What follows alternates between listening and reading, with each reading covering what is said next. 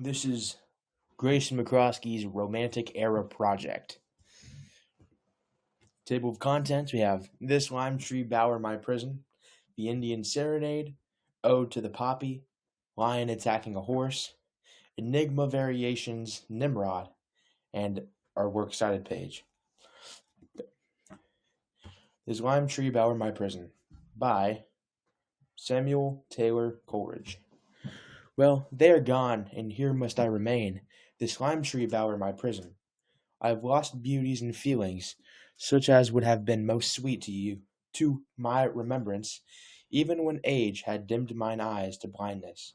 They, meanwhile, friends whom I never more may meet again, on Springy's heath, along the hilltop edge, wander in gladness and wind down, perchance, to that still roaring dell of which I told. The roaring dell were wooded, narrow, deep, and only speckled by the midday sun, where its slim trunk, the ash from rock to rock, flings, arching like a bridge.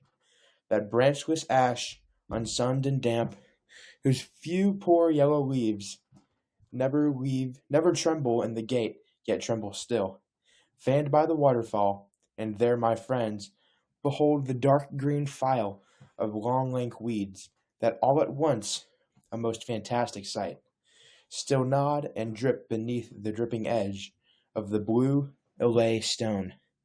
Now my friends emerge beneath the wide heaven, and view again the many steepled tract, magnificent of hilly fields and meadows, and the sea, with some fair bark, perhaps, whose sails light up the slip of smooth clear blue betwixt two isles of purple shadow. Yes, they wander on in gladness all, but thou, methinks, most glad, my gentle-hearted Charles, for thou hast pined and hungered after nature many a year, and the great city pent, winning thy way with sad yet patient soul through evil and pain and strange calamity. Ah, slowly sink behind the western ridge, thou glorious sun, shine in the slant beams of the sinking orb. Ye purple heath flowers, richly burn, ye clouds.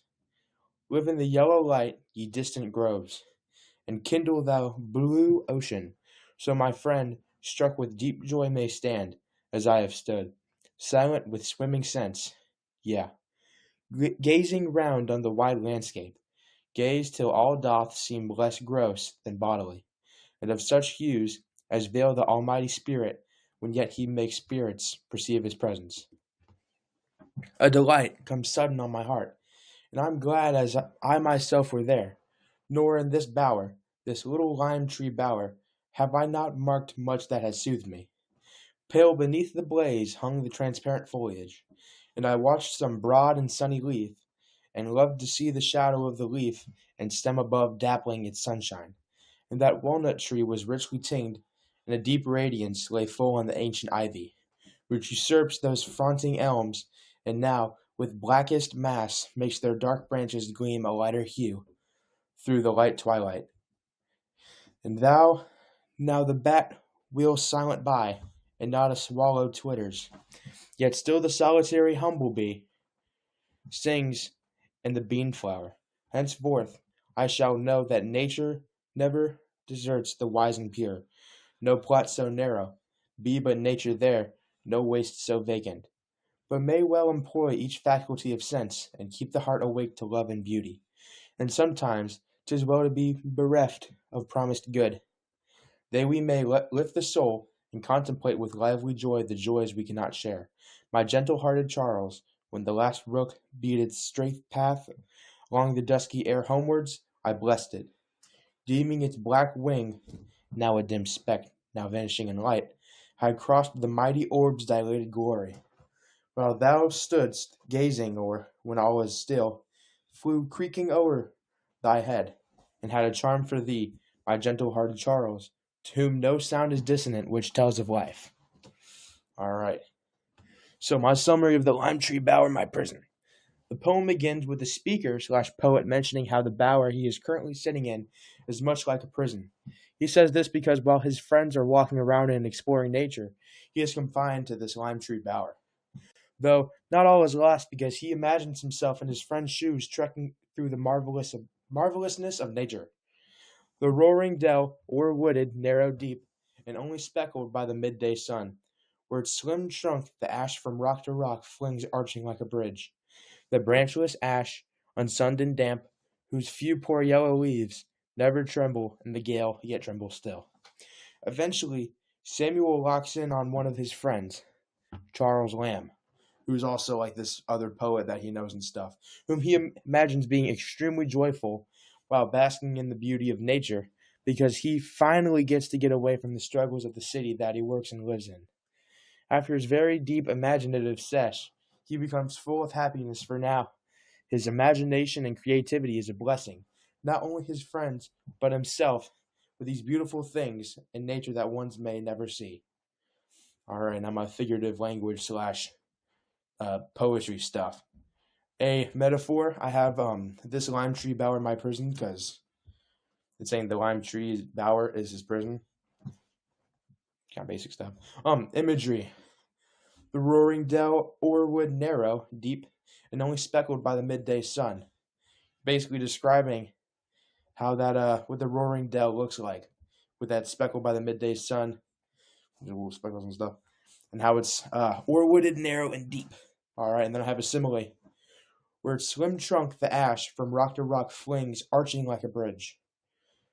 It says like, similes use like or as, simile. Bam. All right, now we've got mood. The mood is imaginative because he's imagining all these things. Disappointed because he's disappointed that he can't go out and actually do stuff with his friends because he's confined to this lime tree bower. And I would say it's very light because it's very joyful and it's not really anything sad or anything like too depressing. The theme is the power and beauty of creativity and nature.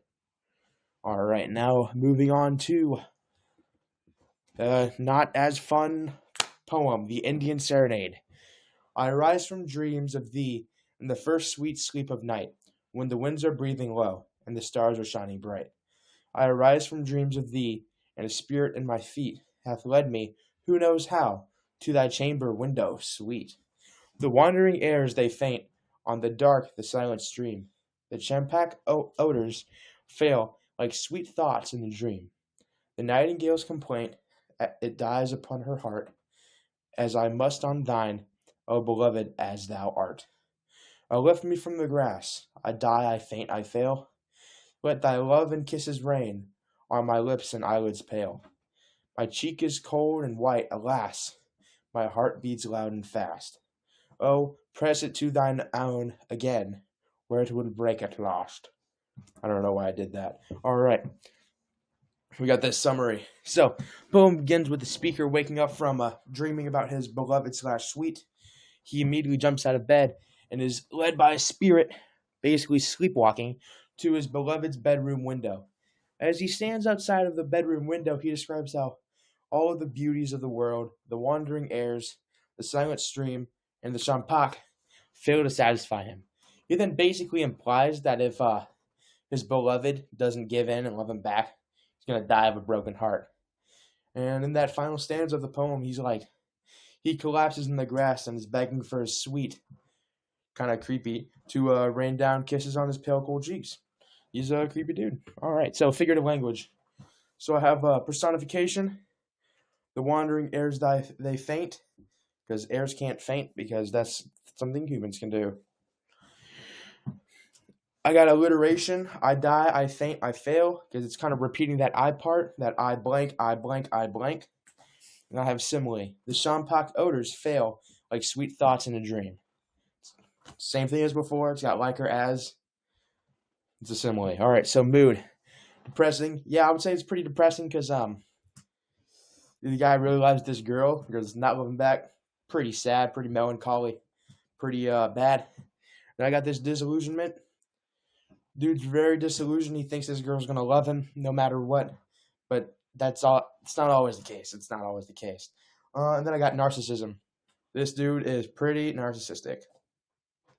All right, now I got this theme: the intense and desperate power of love. Because Loving this poem. It's very intense. At least his is. It's very desperate. At least his is again. But hers it just doesn't feel the same. It doesn't have that same spark. All right. Next poem. Our druggy poem. Ha ha! All right. So, Ode to the Poppy. This, not for the promise of the labored field, not for the good the yellow harvest yield. I bend at your shrine, for dull to human eyes appear the golden glories of the year. Alas, a melancholy worships mine. I hail the goddess for her scarlet flower, though brilliant weed, that dost so far exceed the richest gifts gay Flora can bestow.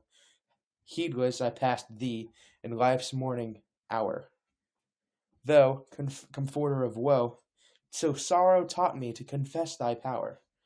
In early days when fancy cheats, a varied wreath I wove, of laughing springs luxuriant sweets, to deck ungrateful love. The rose or thorn my labors crowned, as Venus smiled or Venus frowned. But love and joy and all their train are flown. E'en languid hope no more is mine, and I will sing of thee alone, unless perchance the attributes of grief, the cypress bud and willow leaf, their pale funeral foliage blent with thine, hail, lovely blossom. Thou canst ease the wretched victims of decease, canst close those weary eyes in gentle sleep, which never open but to weep, for oh, thy potent charm can agonizing pain disarm, expel imperious memory from her seat, and bid the throbbing heart forget to beat. Soul-soothing plant that can such blessings give, by thee the mourner bears to live. By thee the hopeless die, O ever friendly to despair. Might sorrow's pallid votary dare, without a crime that remedy implore, which bids the spirit from its bondage fly, I'd court thy palliative aid no more. No more I'd sue that thou shouldst spread the spell around my aching head, but would conjure thee to impart thy balsam for a broken heart, and by thy soft Lethean power, inestimable flower, burst these terrestrial bonds, and other regions try. All right, this one's also another kind of sad one. So this poem celebrates and condemns the virtues of the opium-producing flower called the poppy, the source of the drug that has the power to both alleviate pain and cause a sense of relaxation.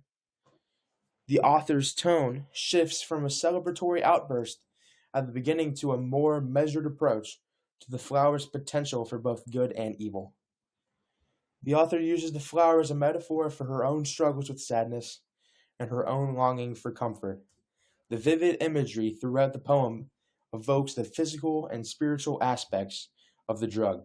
From the golden glories of the flower to the Lethean power, these images are used to explore the complex relationship between the author and her own vulnerability, as well as the flower's duality between harm and euphoria. All right, so I got figurative language in this. I have personification, the richest gifts gay Flora can bestow, because Flora cannot give actual gifts like a person can, like a birthday gift. All right, and then I got imagery. I hail the goddess for her scarlet flower, thou brilliant weed. It's got that implantment of that scarlet flower in your mind, showing how beautiful the scarlet flower is and how brilliant the weed is of the flower. And I got that metaphor. Soul-soothing plant that can such blessings give. It's kind of more of a personification, but it's also got how it's a soul-soothing plant that can give blessings. Bleh. All right, so we got mood. I've got melancholy and duality. I got melancholy because throughout the entire poem, there's a sense of sadness, this little depressingness that's in there. And I got duality because it's got that duality between evil, good, that opium producing flower can give. Because, yeah, opium can definitely alleviate pain, but also it's a drug. Drugs do not do good things to you. You can get addicted. You can OD. Use too much opium and you can definitely OD. That's how that duality takes place. All right, and I got theme. I chose even behind beauty can evil exist. All right, now we got our song, which is nope, wrong. We got our artwork, which is Lion Attacking a Horse by George Stubbs. This one's kind of a little bit creepier, but that's kind of why I picked it because it looked kind of cool. So, three things. So, number one, I was drawn to this piece of art because of how gruesome the death of the horses gives me this kind of gross feeling inside, which kind of just draws me closer. Isn't that a word? Number two, I feel that in this piece, the artist is trying to show how there will always be this natural dynamic between predators and their prey. It also shows the fact that nature can be beautiful, but there's always going to be a much deeper, darker, and more violent side. Number three, this piece of art shows romanticism because it captures the dramatic, intense moment of nature's raw power, often featuring a struggle between life and death, which aligns with the romantic movement's focus on emotions and the untamed aspects of nature, often depicted through violent or awe-inspiring scenes. All right, now we got our music. Enigma Variations, Nimrod, sometimes Adagio, but this is the one that I found that was just Nimrod. I think Adagio is just part of the name. It doesn't actually have any part of it. I think this song is extremely beautiful. Like, oh my gosh. All right, I'm gonna put it at 2 minutes and 30 seconds, and we're gonna listen to that until the end. I'm gonna make sure I turn up my volume.